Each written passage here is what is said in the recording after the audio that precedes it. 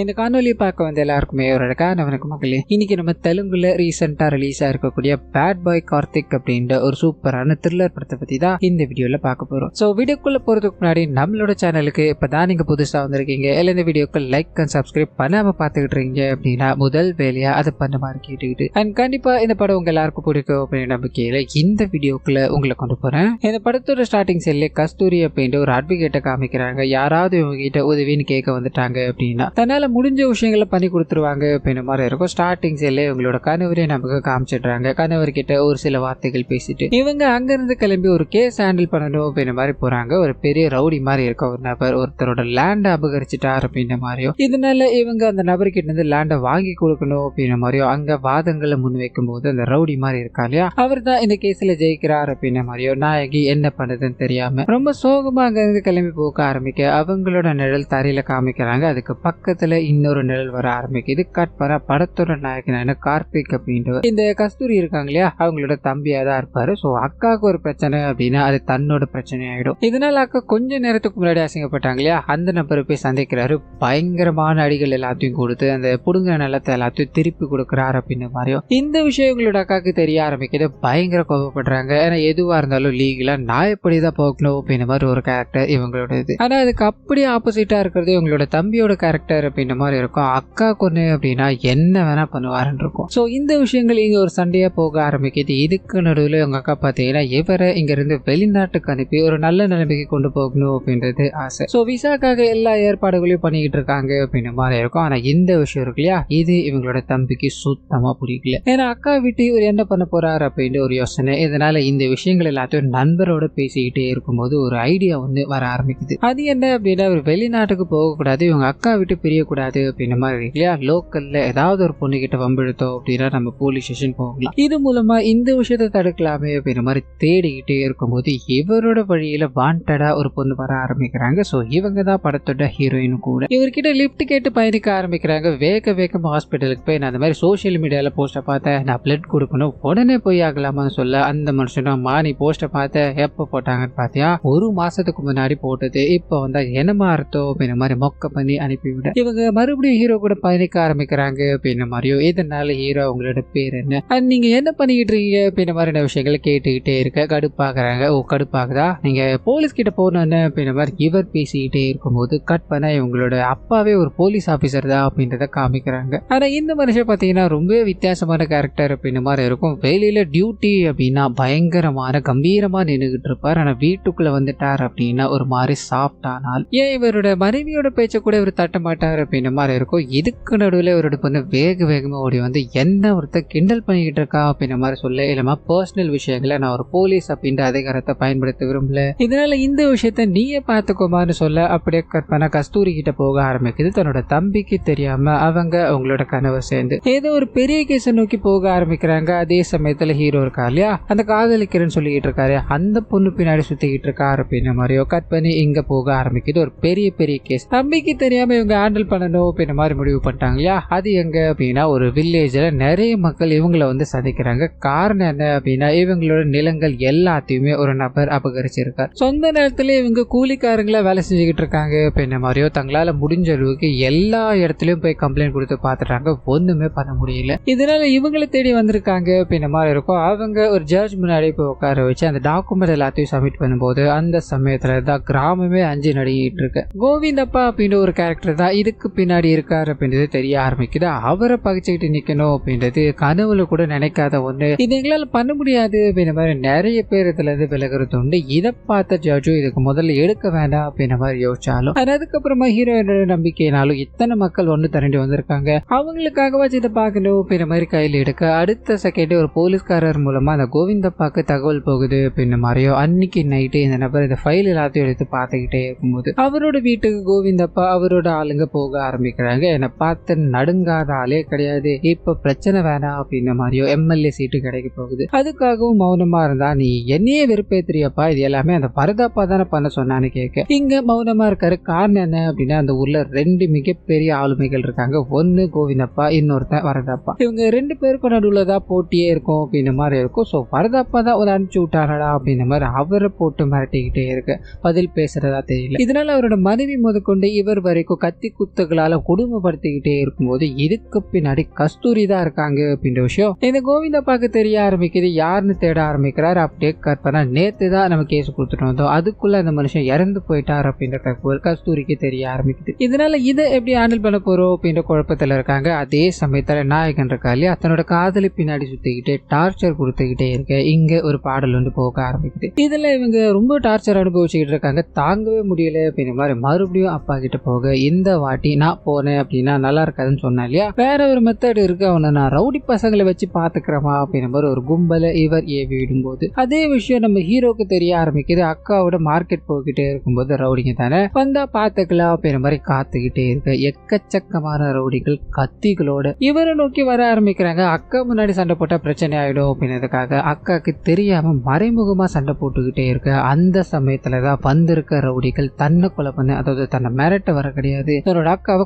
கொலை பண்ண வந்திருக்கானுங்க அப்படின்ற விஷயம் பயங்கர ஷாக்கோட எதுக்காக இப்படி நடந்துகிட்டு இருக்கு, உங்களை யார் அனுப்பினா அப்படின்ற மாதிரி கேள்விகளோட அங்க இருக்க எல்லாருமே அக்காக்கு தெரியாம பயங்கரமா அடிச்சு துவைச்சுக்கிட்டே இருக்க இத்தோட முடிவில் அவனுக்கு யாருன்னு சொல்லாமையே அங்க இருந்து ஓடி போயிடுறானுங்க அப்படின்ற மாதிரியும் அவனுக்கு ஓடி போன வண்டி இருக்கு இல்லையா, அந்த நம்பர் பிளேட்டை பார்த்து அதை நம்ம ஹீரோ யாருன்னு தேடிக்கிட்டே இருக்கும்போது இதுக்கு நடுவில் ஹீரோவோட மாமனார் இருக்காரு, போலீஸ் ஆபீசர், அவர் உள்ள இறங்க ஆரம்பிக்கிறாரு. அவரோட வீட்டோட சந்தோஷமா இருக்கும்போது ஒரு phone call, sir illegal activity நடந்துகிட்டு இருக்கு, ஒரு பர்டிகுலர் வண்டி நம்பர்ல தான் அது நடந்துகிட்டு இருக்குன்னு சொல்ல ஹீரோ தேடினார் இல்லையா, அந்த வண்டி நம்பர் இங்க போக ஆரம்பிக்குது. அந்த மனுஷன் யார் எவர்னு தெரியாம அந்த கோவிந்தப்பாவை வழிமறிக்கிறார் அப்படின்ற மாதிரி இருக்கும். கோவிந்தப்பாவை நமக்கு எம்எல்ஏ சீட்டு வரப்போகுது, இதனால எந்த பிரச்சனைக்கும் போகக்கூடாது அப்படின்றதுக்காக எதிரில் இருக்கவர் ஒரு சின்ன போலீஸ்காரர் அப்படின்றத தாண்டி அவருக்கு மரியாதை எல்லாம் கொடுக்க ஆரம்பிக்கிறாரு. இதை இந்த மனுஷன் அட்வான்டேஜா எடுத்துக்கிட்டு, நீ யாரா இருந்தா எனக்கு என்னடா, தப்பு நீ பண்ணிருக்க, உன்னோட வண்டியை ஃபுல்லா செக் பண்ணி ஆகுறமே, உள்ள போக நிறைய கத்திகள்லாம் இருக்கு, இது போதுமேடா எனக்கு அப்படின்ற மாதிரி ஸ்டேஷன் வரைக்கும் கொண்டு போய் அங்க எல்லாரையும் போட்டு அடிச்சு துவைச்சிக்கிட்டே இருக்கும்போது கரெக்டா கோவிந்தப்பாவோட அட்வொகேட் வர ஆரம்பிக்கிறாரு. அவருக்கு பெயில் எல்லாத்தையும் கொடுத்து கூட்டு போக போறதுக்கு முன்னாடி அவனை இந்த ஊர்ல இன்னொரு தடவை உன்னை பார்த்தேன் என்ன பண்ணுவேன்னு எனக்கே தெரியாதுரா அப்படின்ற மாதிரி மிரட்டி அனுப்பி வைக்க, இதுக்கு அடுத்த நாள் காலையிலே இவருக்கு டிரான்ஸ்பர் ஒரு ஊருக்கு வர ஆரம்பிக்குது. அதுவும் எப்படின்னா இவர் நல்ல வேலை பார்த்திருக்காரு அப்படின்னு மாதிரியும், இதனால அந்த ஊருக்கு நீங்க போக முடியுமான்னு கேட்க இவருக்கு சின்னதா ஒரு டவுட் இருக்கு, ஏன்னா நல்லா வேலை பார்த்தாங்க அப்படின்னா ப்ரொமோஷன் கொடுப்பாங்க, இப்படி டிரான்ஸ்பர்லாம் பண்ணி அனுப்புவாங்களா அப்படின்ற ஒரு சிந்தனையோட அந்த ஊருக்கு மொத்த பேரும் கிளம்ப ஆரம்பிக்க அங்க எதிர்பார்க்காத ஒரு சம்பவம், அதாவது நாயகன் இருக்கா இல்லையா, இவங்களுக்கு முன்னாடியே அந்த ஊர்ல இருந்து உட்காந்துக்கிட்டு இருக்காரு, இவங்களை வரவேற்றுக்கிட்டு இருக்காரு அப்படின்னு மாதிரி இருக்கும். செம்ம டென்ஷன் ஆயிட்டாங்க. இங்க என்னடா பண்ணிக்கிட்டு இருக்க, எங்க கூட நீ வந்துட்டியாடா அப்படின்ற மாதிரி ஹீரோ கிட்ட பேசிட்டு ஒவ்வொரு விஷயங்களா அப்படி இப்படின்னு செட்டில்ட் ஆகிட்டே இருக்கும்போது கோவிந்தப்பா கிட்ட இருந்து இவருக்கு அழைப்பு வர ஆரம்பிக்குது. இவரும் பெருசா எடுத்துக்காம அந்த இடத்துக்கு போக ஆரம்பிக்க அப்பதான் அவரோட ரியல் ரூபம் என்ன அப்படின்றது தெரிய ஆரம்பிக்குது. கண்ணு முன்னாடி ரெண்டு பேர் தன்னை கொலை பண்ண வந்திருக்கானுங்க அப்படின்றதுக்காக அந்த இடத்துல வச்சு சாகரிச்சு அவங்களோட ரத்தம் இருக்கு இல்லையா, அந்த ரத்தத்தோட வாசனையை அனுபவிச்சுக்கிட்டு இருக்காரு அப்படின்ற மாதிரியும் இதை நாயகன் அவரோட மாமனாரான போலீஸ்காரர் ரெண்டு பேருமே கவனிக்கிறாங்க. இவருக்கு தேவையில்லாம நம்ம கை வச்சுட்டோமோ அப்படின்ற ஒரு எண்ணம், இவர் வெளியில காமிக்காம அப்படி இப்படின்னு மேரேஜ் பண்ணி வந்துட்டாரு. அப்படியே வண்டியில பயணம் பண்ணிக்கிட்டே இருக்கும்போது இங்கே ஒரு டிரான்ஸ்பர் ஆகி வந்தா இல்லையா, அதுக்கும் அந்த கோவிந்தப்பா தான் காரணம் அப்படின்றது தெரிய ஆரம்பிக்குது. ஸோ இந்த விஷயங்கள் எல்லாத்தையும் பேசிட்டு வந்துகிட்டே இருக்கும்போது இந்த கோவிந்தப்பாக்கு ஆப்போசிட்டா வரதப்பா அப்படின்னு ஒரு கேரக்டர் இருக்காரு, அவரை பார்க்க போகணும் அப்படின்ற மாதிரி கிளம்புறாங்க. ஸோ அந்த நபருக்கு ஒரு இன்ட்ரோ போக ஆரம்பிக்குது. ஊருக்குள்ள எல்லா நிலங்களையும் இவரும் அபகரிக்கணும் அப்படின்ற மாதிரி ட்ரை பண்றாரு. அங்க இருக்க மக்கள் எல்லாமே ஒருத்தரை கூட்டு வந்து, அதாவது கவர்மெண்ட் ஆபீசரை கூட்டு வந்து அவர்கிட்ட கம்ப்ளைண்ட் கொடுக்க ஆரம்பிக்க இந்த மனுஷன் அந்த இடத்துக்கு போய் மக்களை வச்சு அந்த நபரை சாகடிக்கிறார் அப்படின்ன மாதிரியோ, தன்னை தாண்டி இங்க எதுவுமே இருக்கக்கூடாது, தனக்குன்னு ஒரே எதிரியா இருக்க அந்த கோவிந்தப்பாவை ஏதாவது பண்ணணும், எம்எல்ஏ சீட்டை நாம கொடுங்கணும் அப்படின்ற மாதிரி எக்கச்சக்கமான வேலைகள்ல இவர் ஒரு பக்கம் ஈடுபட்டுக்கிட்டு இருக்காரு அப்படின்ற மாதிரியோ ஹீரோ அண்ட் ஹீரோட மாமனார் இவங்களை போய் சந்திக்கிறாங்க. அவருக்கு ஓ கோவிந்தப்பாவை ஜெயில கூட்டு போய் அடிச்சது நீ தானே, எனக்கும் ஏதாவது பண்ணலான்னு பாக்குறியாப்பான்னு கேட்க, ஐயா நீங்க ரெண்டு பேருமே என்ன தப்பா புரிஞ்சிருக்கீங்க, நான் அப்படிப்பட்ட ஆளே கிடையாது யாரும் பேசிக்கிட்டே இருக்கும்போது இந்த வரதப்பா விட்டதா தெரியல, அவரை போஸ்ட் பண்ணி கத்தி எல்லாத்தையும் எடுத்துட்டு போய் ஆட்ட ஒரே வெட்டு. இந்த போலீஸ் ஆபீசர் மூஞ்சில நிறைய ரத்தங்கள் வந்த முதல் நாளே இப்படியா அப்படின்ற மாதிரி வேகமா வீட்டுக்கு போக இந்த ரெண்டு பெரிய எதிரிகளுக்கும் நடுவுல இந்த பிரச்சனை அப்படின்றது தெரிய ஆரம்பிக்குது. ஸோ இவங்க ரெண்டு பேருமே இந்த ஊர்ல ஒன்னா தான் இருந்தாங்க அப்படின்ற மாதிரி இருக்கும். பண்ணாத அயோக்கியத்தனமே கிடையாது. அப்படி இருக்கும்போது 2 பேருக்கும் நடுவுல பிரச்சனையா வந்தது கோவிந்தப்பாவோட தம்பி தான் அப்படின்ற மாதிரி இருக்கும். அந்த தம்பி என்ன பண்றாரு அப்படின்னா வரதாப்பாவோட தங்கச்சியை காதலிக்கிறாரு. 2 பேரும் ஒன்னாதான் இருந்தானுங்க. இப்ப காதல் அப்படின்ற விஷயத்தால 2 பேருக்கும் சண்டை ஏற்பட்டு இவனோட தம்பி அவன் கொலை பண்ணது, அவனோட தங்கச்சி இவன் கொலை பண்ணது அப்படின்ற மாதிரி மாத்தி மாத்தி வெட்டிக்க ஆரம்பிச்சானுங்க சார். அன்னில இருந்து இன்னி வரைக்கும் ஃபுல்லா அயோக்கியத்தனம் தான். இப்போ அமைதியா இருக்கிறதுக்கு ஒரே ஒரு காரணம் அந்த எம்எல்ஏ சீட்டு தான் சார். அந்த சீட்டு யாருக்கு கிடைச்சாலும் ஆப்போசிட்ல இருக்கவ சும்மா இருக்க போறது கிடையாது அப்படின்ற மாதிரி பயங்கரமா அவங்களுக்கு பில்டப் எல்லாம் கொடுத்துக்கிட்டே இருக்கு. அந்த போலீஸ்காரர் இருக்காரு இல்லையா, யோசிக்கிறாரு. நாயகனை தனிமையில சந்திக்க ஆரம்பிக்கிறாரு. என்னோட பொண்ணு நீ கல்யாணம் பண்ணிக்கணும் அப்படின்ற ஆசை இருக்கு இல்லையா, என்னோட பொண்ணுக்காக நீ என்னப்பா பண்ணுவேன்னு கேட்க நாயகன் உங்களுக்காக, அதாவது உங்களோட பொண்ணுக்காக என்ன வேணா பண்ணலாம் சார், நீங்க ஏதாவது என்கிட்ட கேளுங்க நான் அதை பண்ணி கொடுக்குறேன்னு சொல்ல, அப்பதான் இவர் இதை சாதகமா பயன்படுத்தி இவனை எப்படியாவது இங்க இருந்து அனுப்பணும் அப்படின்றதுக்காக அந்த கோவிந்தராஜை நான் அடிச்சிட்டேன், அதாவது என்னோட பொண்ணுக்காக நான் அடிச்சேன், இப்போ உன்னோட டர்ன் இருக்கு இல்லையா, கோவிந்தராஜா இருந்தாலும் சரி வரதராஜா இருந்தாலும் சரி 2 பேர்ல ஒருத்தரை நீ கன்னத்துல அறைய முடியுமா, இது உன்னால பண்ணி கொடுக்க முடியுமான்னு கேட்க நாயகன் யோசிக்கிறாரு. ஏன்னா பெரிய பெரிய தலைகள் அவனுங்க மேல கை வைக்கிறது அப்படின்றது லேசுப்பட்ட காரியம் இல்லை. என்ன பண்ணலாம்னு யோசிக்கிறாரு. அந்த சமயத்துலதான் ஊருக்குள்ள ஒரு பயங்கரமான திருவிழா வரும். அந்த திருவிழால கூட்டத்தோட கூட்டமா இதை பண்ணிட்டோம் அப்படின்னா தெரியாம போலாம் இல்லையா. சோ இந்த பிளான்ல இவர் இறங்க ஆரம்பிக்க அதே சமயத்துல என்ன சரி அந்த கோவிந்தராஜுக்கு எம்எல்ஏ சீட்டு போயிடுச்சு அப்படின்னு மாதிரி இருக்கு. இதனால வரதராஜ் பயங்கர கோபத்தோட எனக்கு கிடைக்காத சீட்டு எவனுக்கு கிடைக்க கூடாது அப்படின்றதுக்காக அந்த நபர் அதாவது கோவிந்தராஜை போட்டு தள்ளணும் அப்படின்ற மாதிரி முடிவு எடுக்கிறாரு. நம்ம டைரக்டா இன்வால்வ் ஆகணும் அப்படின்னா பெரிய பிரச்சனை ஆயிடும். இதனால வேற ஒருத்தனை வச்சுட்டு அவன் ஏதாவது ஒரு பகை மூலமா பண்ணிட்டா